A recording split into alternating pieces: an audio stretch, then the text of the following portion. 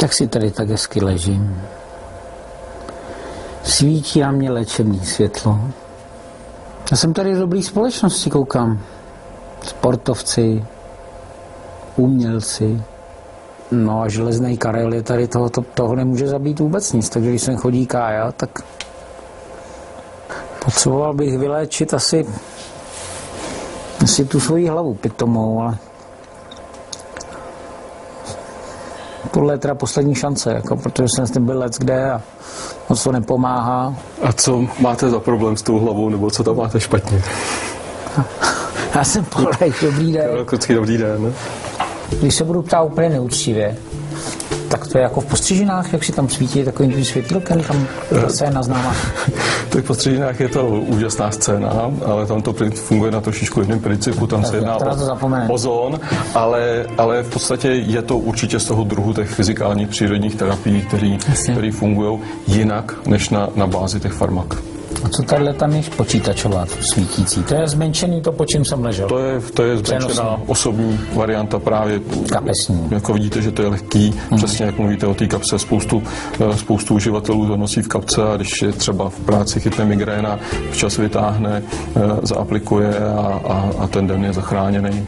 Dobrý, takže to léčíme teda s tím co, jako kožní onemocnění, jako nějaký bolesti a tak dále, jo? Artrózy a tyhle ty věci. Zánětlivý stavy, bolestivý stavy, urychlujeme dramatické hojení, to znamená třeba po operaci, aby nevznikly jezvy, určitě celá řada kožních nemocí, lupénka, psoriáza. V podstatě každý věk má své potíže, takže vezmeme to od kojenců, tak jsou to právě různý ty atopické ekzémy a podobně, bolest, když rostou zuby, nebo když půjdeme ještě dál, tak než se to dítě narodí, tak maminka by neměla konzumovat analgetika nebo chce být krásná, takže při tom všem lze tuhle terapii používat, pak rosteme, přijde puberta, přijde akné, pak jsme dospělí, tak máme různé potíže třeba ze sportu, když jsme aktivní nebo se spálíme na dovolený, pak jsme starší, začnou nás bolet klouby, začneme mít cukrovku a ještě toho chlape. takže všechny tyhle věci můžeme v průběhu toho života si zkvalitnit nebo zjednodušit ten život, protože to určitě lze řešit. Kdybyste mi měli říct nějakou definici, jako proč úspěchu nebo vaše nějakou klíčovou ingredienci toho vašeho úspěchu, co si myslíte, že je důležitý jako takovém podnikání nebo vůbec podnikání jako takové? To tak určitě je to nápad, určitě je to myšlenka, určitě je to věc, že je jedinečná.